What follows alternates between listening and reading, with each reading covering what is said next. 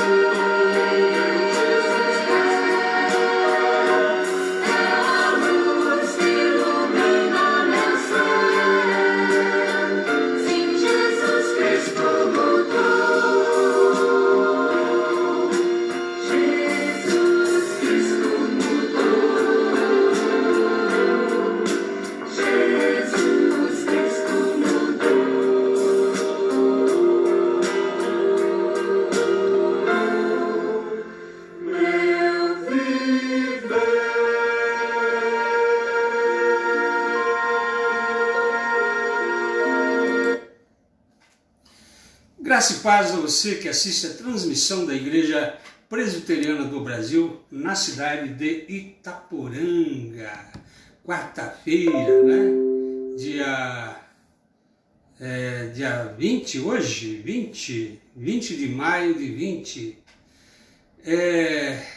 Saúdo a você com a graça e a paz do Senhor Jesus. Eu sou o pastor Eduardo. Você é muito bem-vindo, né? Assistindo às nossas ministrações. E nós vamos aqui, sem mais delongas, fazer a leitura do texto em Isaías, um texto muito profundo, né? Deus aqui questiona o conhecimento humano à luz do conhecimento dele, né? A majestade do Senhor. É Isaías 40, de 12 a 31.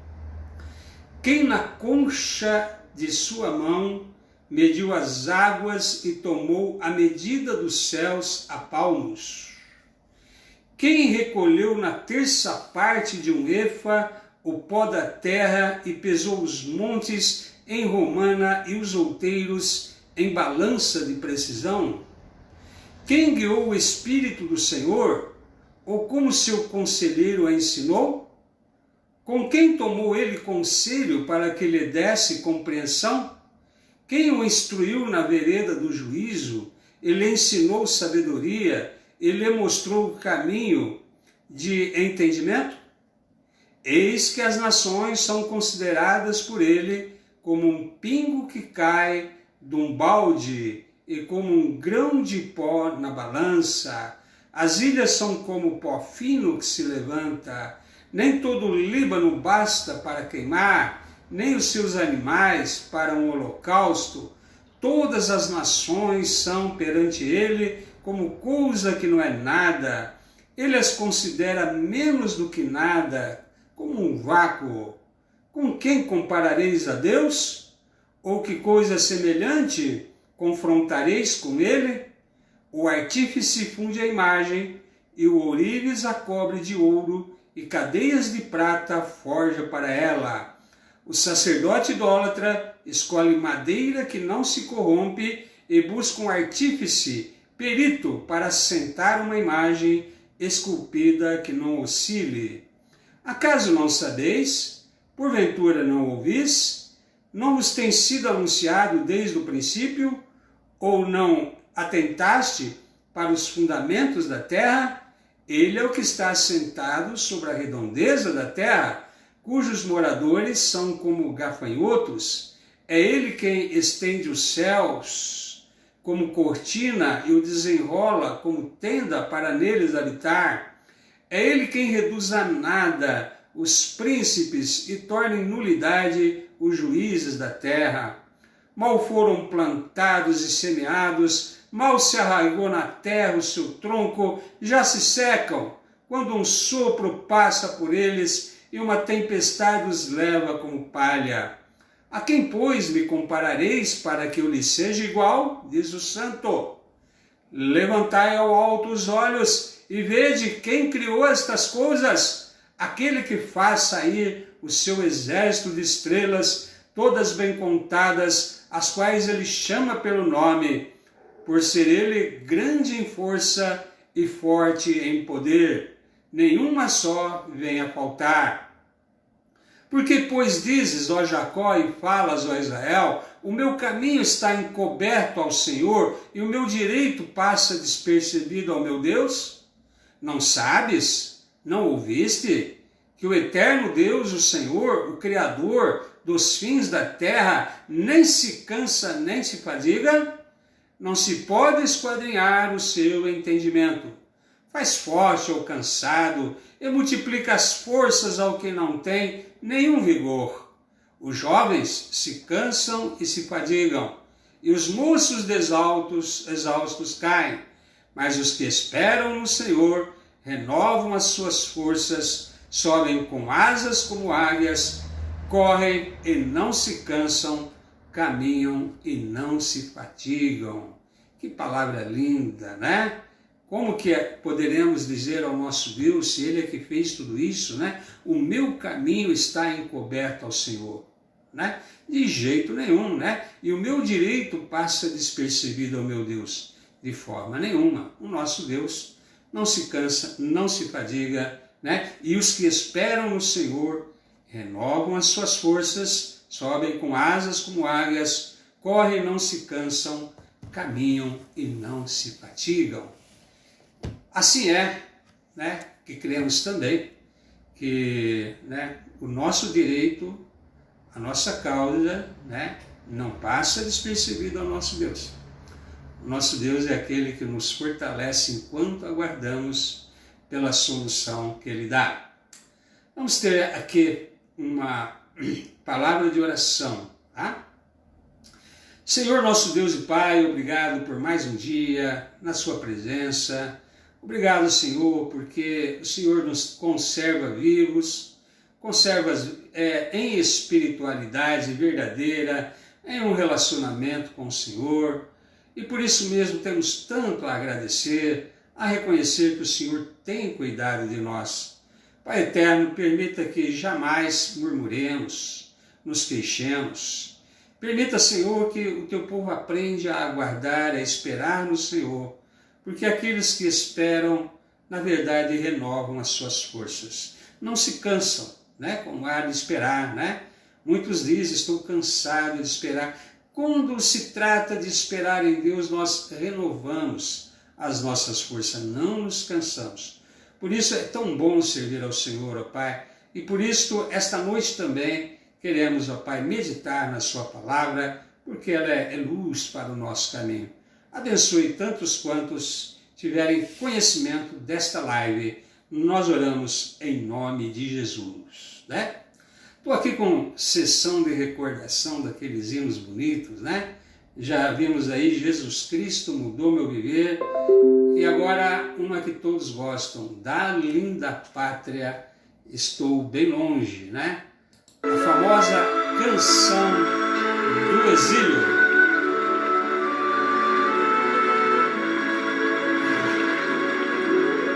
Da linda pátria estou bem longe, cansada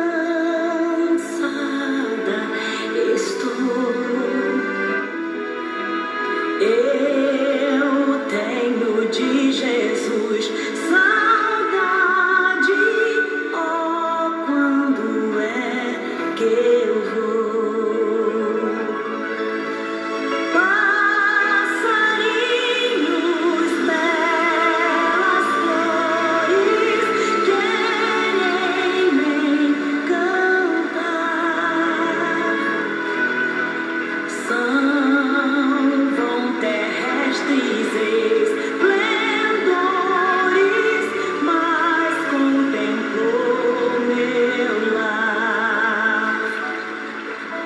Jesus me deu sua promessa, vem me buscar. Meu coração está com pressa, eu quero já voar. Meus pecados foram muitos, muito culpado sou. Porém, seu sangue põe me limpo, eu para a pátria vou. Qual filho do seu lar saudoso eu quero ir,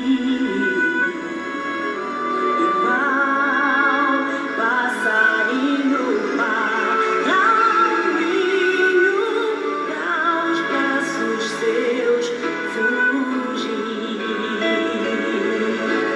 É fiel sua vida, é certa quando eu não sei, mas ele manda estar alerta, do exílio voltarei. Sua vida guardo eu, cantando meu lar no céu. Seus passos hei de ouvir, soando além do escuro véu.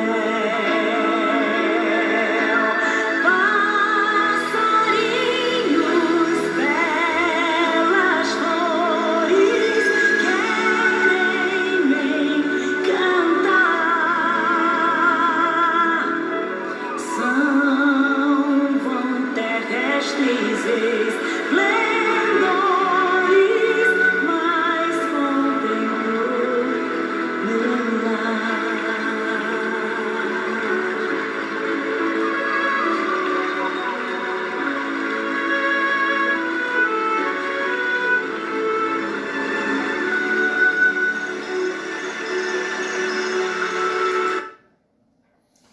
Amém, né? Da saudade mesmo, né, Sandra? Sua mãe cantava, todos nós cantávamos, e temos saudades da pátria celestial, né? Por isso que se chama Canção do Exílio, né? Aqui estamos de passagem, estamos com saudade do lar. O nosso texto hoje continua o nosso propósito, né? De estudar essa questão de sinais de espiritualidade. E hoje nós vamos ver como o cristão é uma pessoa incrível, né? E onde Paulo tem explicado a diferença entre o homem natural e espiritual. Em 1 Coríntios, né? 1 Coríntios 1, hoje nós vamos ver só o versículo 18. Certamente a palavra da cruz é loucura para os que se perdem, mas para nós que somos salvos é o poder de Deus. Nós vamos orar. Senhor, abençoe a pessoa que estiver ouvindo, dê a ela entendimento, compreensão, que o teu Espírito, ó Pai, ilumine, capacite, e capacite principalmente a esse teu servo na exposição desse estudo. Nós oramos, ó Pai, em nome do Senhor Jesus. Amém. Nessa época de avanço de tecnologia, né, de ciência, né, tem muitos líderes religiosos, né, que tentam o impossível, né, harmonizar o cristianismo com a ciência, ou a filosofia, ou tudo que é natural e razoável, né? É um erro bastante comum, né? Porque isso mostra que a pessoa não entende nem o cristianismo, falha também em compreender a própria ciência e a filosofia, né? Porque no âmago cristão encontra-se a cruz de Cristo e o seu paradoxo divino. Ou seja, o propósito de Deus salvar a humanidade, né, por esse meio, né, pela morte e ressurreição do seu Filho. Para alguns é loucura, né, para outros é uma situação de escândalo para os judeus. Mas para nós que somos salvos, é o poder de Deus, né? Por isso, o poder do cristianismo se encontra em seu repúdio ao comportamento do homem decaído. Porque Deus veio justamente salvar o homem que se perdeu, né? O homem que por isso mesmo, né, sem a luz do Senhor, vive nas trevas, vive uma vida imoral, né? E não a aceitação, né, de como o ser humano é, com o seu pensar, a sua filosofia. Então, a verdade da cruz, ela vai se revelar nas suas contradições, né? E nós vamos falar bastante dessas contradições que existem, né, em relação a quem já é espiritual, né? Mas veja que o testemunho da igreja é mais eficaz quando declara em lugar de explicar. A finalidade é proclamar o evangelho, né? Querigma, né? Proclamação, é anunciar ao mundo inteiro a mensagem da salvação. Não temos que explicar nada, né? A pessoa vai ouvir a mensagem do Evangelho e tudo que ela precisa, né? Exercendo fé no Salvador, né? Ela verá então de ser alcançada pela salvação e o poder de Deus. Pois o Evangelho não é dirigido à razão, né? Mas à fé. A fé vem pelo ouvir e ouvir a palavra de Deus. O que pode ser provado não exige fé para sua aceitação, né? Então, a fé repousa sobre o caráter de Deus. Nós cremos num Deus que é amor, justiça, bondade, um Deus que vai exercer juízo sobre as pessoas ímpias e vai trazer salvação para as pessoas que foram alcançadas pela mensagem do Evangelho, pela morte e ressurreição do Senhor Jesus, né? Então, não é uma questão de demonstração de laboratório ou de lógica. Então, a pessoa que tenta harmonizar explicações racionais de ciência com método científico, coisas de laboratório, não entende o cristianismo, não entende a própria ciência. A cruz se destaca em franca oposição ao homem natural. Sua filosofia se opõe aos processos da mente não regenerada. Então, a pessoa não espiritual, que Paulo chama de pessoa natural, né? A maneira que ele pensa, a sua filosofia, né? É a filosofia da pessoa não salva, não regenerada, ainda perdida, que não compreende a Deus, que ainda não tem o seu coração, a sua alma mudada. E foi com essa ideia em foco que Paulo afirmou que a cruz é loucura para as pessoas que perecem. E faz sentido, né? Eles não vão entender nunca o significado da cruz, porque ela tem um sentido espiritual. E se recebe a salvação pela fé. Então, a tentativa de encontrar um ponto comum entre a mensagem da cruz e o raciocínio do homem decaído é tentar o impossível, né? O homem sem Deus não vai entender a sabedoria de Deus, as coisas de Deus, né? A sabedoria de Deus em querer salvar o homem através da morte substitutiva vicária do seu Filho na cruz, confirmando essa morte sacrificial, ressuscitando Jesus dentre os mortos, né? E dando a ele assim vida eterna, fazendo com que a sua mensagem de salvação eterna fosse totalmente confirmada e por isso podemos crer nela. Se persistirmos, né, o resultado será uma lógica prejudicada. Pior, uma cruz sem significado, né? E um cristianismo despido de poder, né? Então, essa questão não é tanto intelectualizada, não é tanto de raciocínio humano, principalmente do raciocínio do homem que não conhece a Deus, o homem ainda não regenerado, o homem carnal, o homem natural, né? Jamais vai entender as coisas de Deus e por isso mesmo será um cristianismo sem poder, porque o poder de Deus resulta, né, exatamente do Evangelho, da aceitação do Evangelho, da mensagem da cruz, né?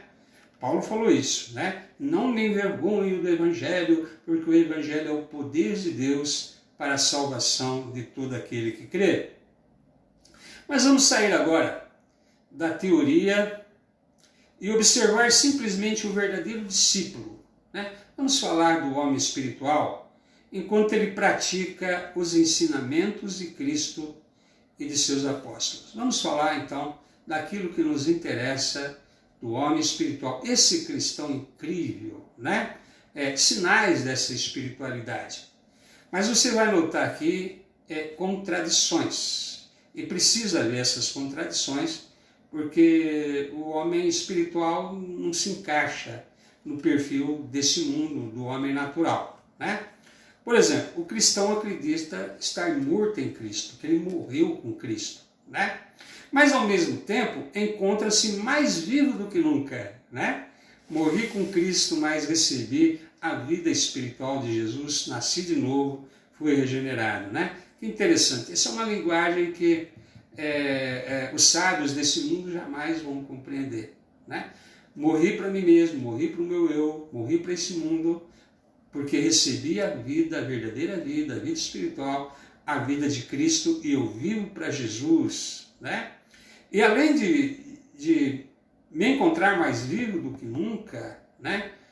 O cristão espera viver para sempre, né? Então essa ideia de que ele morreu com Cristo na cruz e ressuscitou com Cristo, né? É uma imagem bastante forte, é um sinal, né, de vida espiritual naqueles que realmente são cristãos. Outra contradição aqui é que o cristão anda na terra, embora sentado no céu, né? É uma expressão do Paulo também, né? Ele diz que nós estamos assentados com Cristo nas regiões espirituais, sinal de autoridade, né? O Senhor nos deu autoridade no mundo espiritual, embora estejamos andando na terra, né? E apesar de ter nascido neste mundo, né, depois da sua conversão, ele descobre que este mundo não é o seu lugar. Não é assim que é o cristão verdadeiro? Não é assim que é um homem espiritual? Né? A minha pátria está no céu, né? Vivo nesse mundo, né? Desejo agradecer a Deus pela bênção da vida, né? Da vida física, natural, mas principalmente da vida espiritual, mas sei que, né, os valores que agora, né, eu desfruto, que são valores relacionados com o Deus que me chamou e me salvou, não se encaixam nos valores desse mundo. Então a pessoa não se identifica com esse mundo, né? A pessoa realmente não se acha pertencente a esse mundo. O exemplo do curiango, né? Que no ar é a essência da graça e formosura, mas no chão mostra-se desajeitado e feio, né? Quem conhece um curiango, né? Então, o cristão também se destaca nos lugares celestiais, mas não se entrosa muito bem na sociedade em que nasceu, né? É bastante bíblico isso, né? Aquele que ama esse mundo não pode amar a Deus, né? Porque os valores desse mundo são os valores do homem caído, do homem escravo espiritualmente, do homem escravo no seu pecado, do homem distante de Deus, né? Então, quem nasceu de novo pela fé em Cristo Jesus, né, ele não se entrosa muito bem nessa sociedade em que nasceu, né? Por isso que a igreja é uma bênção para nós, a família da fé é uma bênção para nós, porque também precisamos relacionarmos com pessoas que hoje também se identificam com aquilo que nós somos. Outra coisa, o cristão logo aprende que se quiser alcançar vitória como um filho do céu entre os homens da terra, não deve seguir os padrões adotados comumente pela humanidade, mas exatamente o sentido oposto.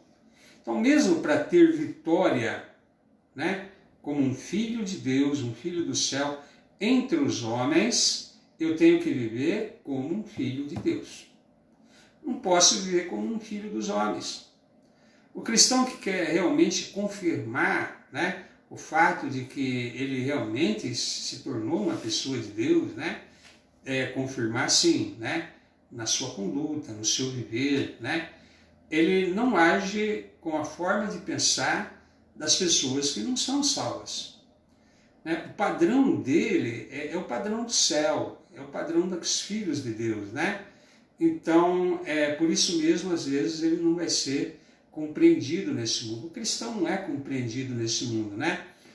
Justamente porque os seus valores são outros, a sua maneira de pensar é outra, e ele jamais vai usar o mesmo padrão mental, a mesma conduta, a mesma forma de ser e agir da pessoa não salva.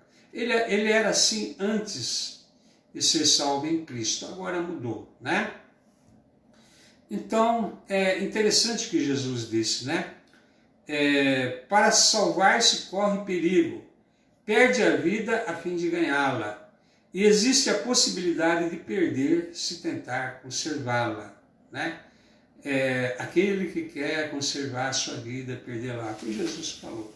Não se trata aqui de perder a salvação, mas de perder a sua existência aqui, né? De ser uma vida destruída aqui. A pessoa que não quer seguir a Jesus aqui, ou que rejeita o plano de Deus para a salvação, querendo assim salvar a sua vida aqui no mundo, né, vai perdê-la, né? É nesse sentido que Jesus ensina.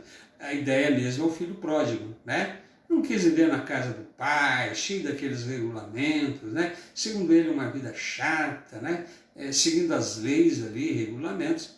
Quis viver a vida dele, quis conhecer o mundo e se perdeu, né? Essa é a expressão bíblica. Meu filho, né, estava perdido e foi encontrado, estava morto e ele viveu.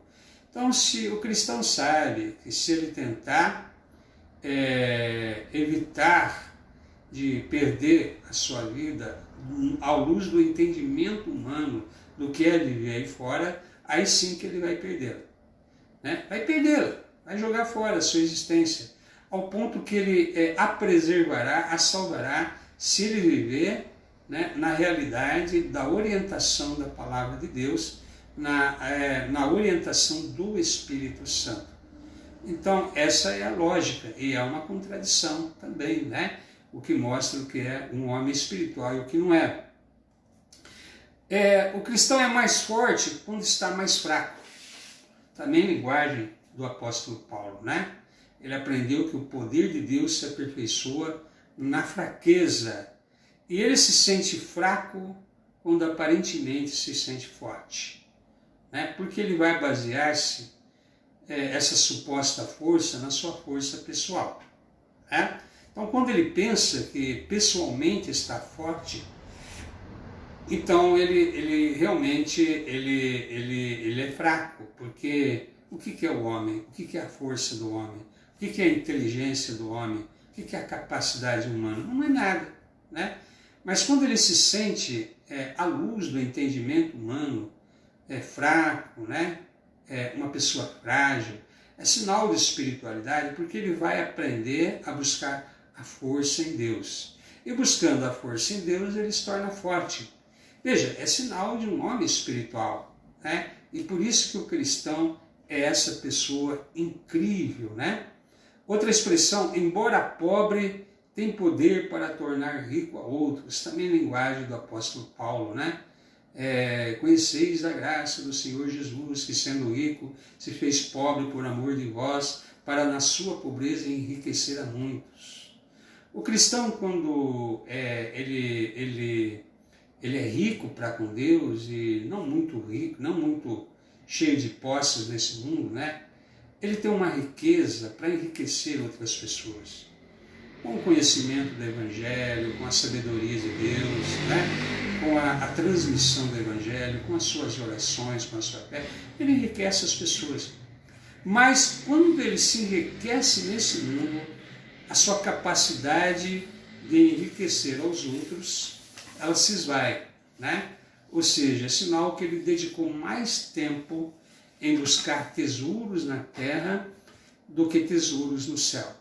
Por isso ele se tornou pobre para com Deus, embora rico nesse mundo. Veja que contradição interessante. Tudo isso foi ensinado também pelo Senhor Jesus, né? Buscai tesouros no céu, né? Sejais rico para com Deus. E por isso também pode enriquecer a muitos.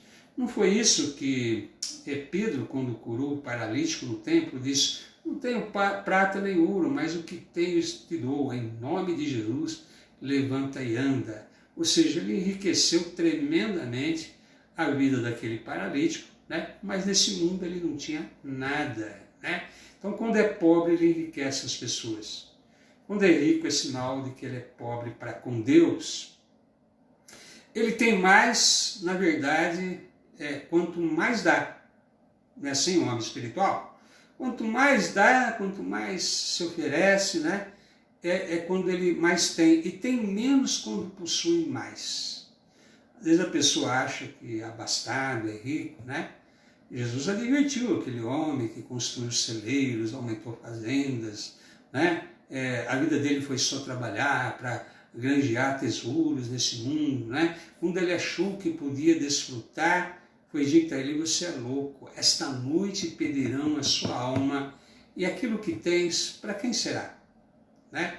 Então, essa quarentena está nos ensinando, né, que posses, valores, isso aí é tudo vão, né? Quem é que pode desfrutar agora dessas posses e valores sendo obrigado a ficar em casa? Então, o cristão pode estar, e no geral está, no alto quanto mais humilde se sente, né? Costumo dizer que a lógica cristã é uma lógica inversa, né? Aqueles que se humilham serão exaltados, né? Aqueles que se exaltam serão humilhados. E assim também, né? Quanto mais humilde ele se sente, né, mais alto o Senhor o coloca, né? Sempre foi assim, né? Não uma falsa humildade, viu?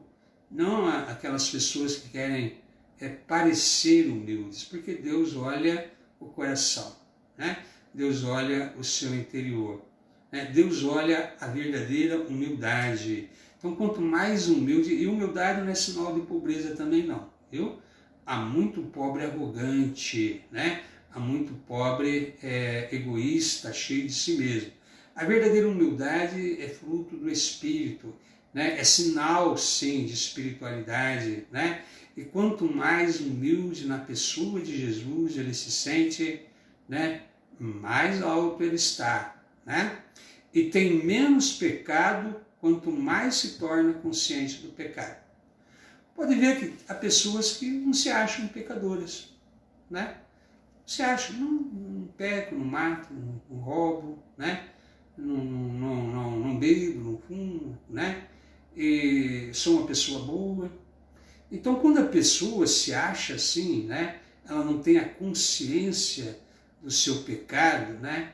Ela não percebe o quão perdida está e quão pecadora é aos olhos de Deus. Mas quando ela tem consciência de que é pecadora e que foi a graça de Deus, a misericórdia que a salvou, né? Quanto mais consciência, é sinal de que o Espírito Santo age na vida dela, porque Jesus explicou isso, né? O Espírito Santo nos convencerá do pecado, da justiça e do juízo. Então, quanto mais consciente do seu pecado, mais a ação do Espírito Santo na vida dela. É mais sábio o homem cristão, o espiritual, é mais sábio quando reconhece que nada sabe, né? E que tem pouco conhecimento quando adquire grande cultura. Deus é inesgotável, né? Eu acho estranho algumas pessoas acharem que tem um conhecimento profundo de Deus, né? Na verdade, isso é carnal, viu? Isso é coisa do homem, né? O homem que tem essa pretensão de se jactar, né? De se julgar conhecedor, né? Deus é imenso, criou esse universo. Nós somos aí um pouquinho de barro aí, né? Quem sabe aí uma poeirinha de nada nesse universo. E o homem querer achar que conhece com profundidade a Deus, né? Então, quanto mais ele acha que adquiriu conhecimento, grande cultura, e aí pode incluir aí a cultura humana também, né? Na verdade, ele só conhece a cultura humana. É uma visão reducionista da realidade. A realidade não se resume às coisas materiais, a esse mundo que nós vemos, né? Há uma realidade espiritual, há um Deus que é espiritual e criou tudo isso, e o verdadeiro conhecimento é o conhecimento de Deus, né? Então, por isso mesmo, quanto mais a gente aprende de Deus, mais a gente percebe que quase não sabemos nada. Assim é o homem espiritual, né? Ele vai ter mais sede de saber, mais necessidade de conhecer. O homem espiritual, ele consegue alegrar-se nas dificuldades, né? E mantém animado o coração mesmo na tristeza, né? Então, isso é uma capacidade espiritual, né? Conseguir se alegrar nas dificuldades. A oração de Abacuque, né? O curral no agado, as ovelhas foram arrebatadas do aprisco, os campos não produzem mantimento, né? Todavia, ele diz, eu me alegro no Senhor e exulto no Deus da minha salvação. Essa capacidade de se alegrar em meio, né, a uma situação de completa calamidade, né? Porque é uma calamidade, né? Isso é coisa do homem espiritual, do homem que conhece a Deus, do homem que tem o Espírito Santo. Neemias fala isso, né? A alegria do Senhor é a nossa força, né? Veja que a pessoa que não conhece a Deus não tem essa capacidade. E mesmo, né, manter-se o coração animado, mesmo na tristeza. Porque o Senhor não vai nos deixar na tristeza, abatido, né? Eu habito no céu, mas também habito com aquele que está contrito de espírito e abatido de espírito, para vivificar a alma dos abatidos. Então veja que o próprio Deus vai, através do seu espírito, reanimar a pessoa que lhe pertence, né? O seu filho espiritual, a pessoa que foi salva por Jesus, né? Aquele que é a menina dos seus olhos, o alvo do seu cuidado, né? Então, está abatido, o Senhor vai te animar, né? O Senhor vai habitar junto à pessoa que está abatida e contrita de espírito. Então, não tem como, né, o homem espiritual ele permanecer no abatimento. Às vezes cai em tristeza, né? O grande profeta Elias passou por isso, né? Depois de uma espetacular vitória espiritual contra os profetas de Baal, depois de fazer não chover, depois chover, caiu fogo do céu e consumiu a ovelhinha lá, né? Então, por causa da ameaça de morte, ele se entristeceu, né? Entrou quase em depressão e foi se esconder. Mas o Senhor foi buscá-lo lá. Elias, o que você está fazendo aqui? Então, o homem espiritual, a pessoa que é de Deus, ele sabe que Deus não vai deixá-lo abatido, não vai deixá-lo na tristeza. Tem uma palavra de ânimo para essa pessoa, né? Mas o caráter paradoxal do cristão, ele revela-se constantemente, viu, irmãos? Constantemente. Por exemplo, ele crê que está salvo agora, né? Não é assim? Já estou salvo na pessoa de Jesus. Mas, não obstante, espera ser salvo mais tarde, né? Ou seja, a confirmação quando estiver no céu, né? E aguarda alegremente a salvação futura. Então aqui eu sei que eu já estou salvo, né? Mas só quando eu estiver com o Senhor, né, é que isso estará realmente numa situação de ter sido resgatado desse mundo, né, para o Senhor, porque Ele veio me buscar. Veja, ele teme a Deus, o homem espiritual teme a Deus, mas não tem medo de Deus. Não é assim? Né? Nós tememos a Deus, tememos aquele que pode jogar o corpo e a alma no inferno, né? Tememos aquele que vem julgar a terra, tememos aquele que não inocenta o culpado, tememos aquele que vai julgar esse mundo, tememos a ira do Deus Todo-Poderoso, mas não temos medo dele, né? Sente-se dominado por Deus e perdido na presença de Deus, todavia não há lugar em que tanto deseja estar como na presença de Deus, né? Não é assim?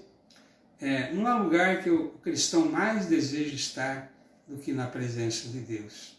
Olha que interessante, não é assim que acontece? Esse é o homem espiritual, né? Ele não teme mais o julgamento de Deus, né? Mas há um temor para com Deus. E esse temor para com Deus é o princípio da sabedoria. E não há situação pela qual o homem espiritual mais deseja do que estar na presença do Deus a quem ele teme. Ele sabe que foi purificado de suas faltas, mas sente-se penosamente cônscio de que nada de bom habita na sua carne. Sei que eu fui lavado no sangue de Jesus, purificado do meu pecado, mas sei que nada de bom habita na minha carne, né? Quando o homem é espiritual é assim. O homem natural, ele, como eu já disse, né? Ele não vê defeitos em si mesmo. Pelo contrário, né? Ele se orgulha de ser uma pessoa boa, né? É sinal de que ele não tem o Espírito de Deus mesmo. Também ele ama acima de tudo alguém a quem jamais viu. Amamos acima de tudo a Deus a quem não vimos. Embora seja ele mesmo pobre e miserável, conversa familiarmente com aquele que é o Rei dos Reis e o Senhor dos Senhores. Né? Sou nada nesse universo, eu sou pobre e miserável, mas converso com o Criador desse universo, com o Rei dos Reis e o Senhor dos Senhores. Olha que interessante, né? E esse ama acima de tudo alguém que jamais viu, pode ser um irmão que acabei de conhecer, não é? Com o cristão acontece isso. Né? Já se sente como se conhecesse aquela pessoa há de muitos anos, né?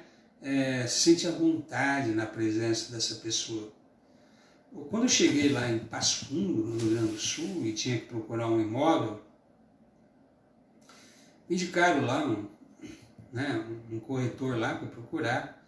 Ele disse, não, eu não alugo apartamento, eu vendo terrenos. E quando eu disse que era pastor, ele caiu no choro, né? Ficou contando a vida dele, e ali se sentiu à vontade, está na hora do almoço, me levou para a casa dele, acabou de me vir lá, de me ver ali, né? E almoçamos juntos e conversamos, me deu um abraço. Quer dizer, é assim, né? Quando nos identificamos como os filhos de Deus, essa situação de nos sentirmos à vontade com alguém que nunca vimos antes, é uma coisa que é estranho para as pessoas, né? Que não tem o Espírito de Deus, porque é uma pessoa comum, né? Também sente que de si mesmo é menos que nada. Entretanto, crê firmemente ser a menina dos olhos de Deus, e que por sua causa o Filho Eterno se fez carne e morreu na cruz vergonhosa. Né? Essa certeza só quando realmente a salvação foi realmente plenamente realizada, né? Na nossa vida. Porque a gente sabe que é menos do que nada. Mas a partir do momento que a salvação foi realmente algo que se concretizou em nós, né? Como ação do Espírito Santo, ação do próprio Deus, né? Então nós sabemos que passamos a ser a menina dos olhos de Deus. Nós que sabemos que não somos nada, né? E que aprendemos que o próprio Filho veio morrer em nosso lugar, né? Aqueles a quem Deus amou de antemão, né? Quer dizer, não sou nada, mas, nossa, o Pai entregou o próprio Filho por amor de mim, né? Passei a ser algo das considerações de Deus. Eu que não sou nada, né? Que coisa maravilhosa, fantástica, Deus transformar alguém que não é nada em alguém tão especial, um filho adotivo, né? Herdeiro e co-herdeiro com o filho legítimo. O cristão é um cidadão do céu, né? Você sabe disso. Mostrando-se leal a essa cidadania sagrada. Ele pode, porém, amar seu país, neste mundo com tal intensidade de devoção comparável àquela que levou John Knox ao Orax. John Knox foi o pai do presbiterianismo na Escócia, né? E ele fez uma oração, diz, ó Deus, dá-me a Escócia ou morrerei. Então, amar tão imensamente a sua nação, né? O seu país, né? Que não há contradição, né? Porque deseja tão bem a sua nação e seu país que quer ver a sua nação e seu país convertida totalmente ao Senhor, né? Quer dizer, então é cidadão do céu, mas quer ver todos aqueles que são da sua nação, irmãos e concidadãos do céu, tanto quanto ele, né? Quer a pátria abençoada por Deus, quer que Deus seja o Deus da nação, né? E desejamos isso no nosso país também, né? Bendita a nação cujo Deus é o Senhor. Ainda estamos longe, né, de sermos uma nação do Senhor, embora haja uma grande porcentagem daqueles que servem a Deus aqui. Então, com entusiasmo, aguarda entrar naquele mundo brilhante lá de cima. Mas não tem pressa, né, de deixar esta terra e mostra-se perfeitamente disposto a esperar o chamado do seu Pai Celestial. Eu sei que o céu é o meu lugar, está reservado, né? Tenho entusiasmo de saber que eu vou para lá, mas não tenho pressa, né? Porque aguardamos a vontade do Senhor para a nossa vida aqui, né? Eu vou quando Ele achar que devo ir, né? Embora, como diz Paulo, né? Estar com Cristo é imensamente maior, mas há o cuidado com a igreja, quer dizer, então o cristão verdadeiramente espiritual é assim, né? Está certo já a sua situação espiritual, deseja estar com Cristo, mas também não tem pressa nenhuma de ir. Sabe que o incrédulo é incapaz de compreender isso. Algum incrédulo vai compreender isso? Não vai. Se você que está me ouvindo hoje, né, se considera a si mesmo um ateu, um incrédulo, sei que isso tudo para você é algo incompreensível. Foi para muitos dos que hoje são cristãos, né? E já foram incrédulos também, já foram pagãos também, já foram pessoas que achavam tudo isso bobagem e hoje experimentam, né, essa realidade de um ser espiritual, filho de Deus, salvo pela misericórdia e graça do Senhor, né? Por isso, tudo lhe parece natural e correto dentro das circunstâncias. O incrédulo não vai entender, mas para nós está tudo certo, né? Deus está no controle de tudo, né? Tudo que acontece tem a mão de Deus. O incrédulo não vê assim, por isso se desespera, né? Ele não tem esperança nenhuma, simplesmente para ele esse mundo é tudo que existe, então ele não pode ter esperança de nada e se desespera com tudo, né?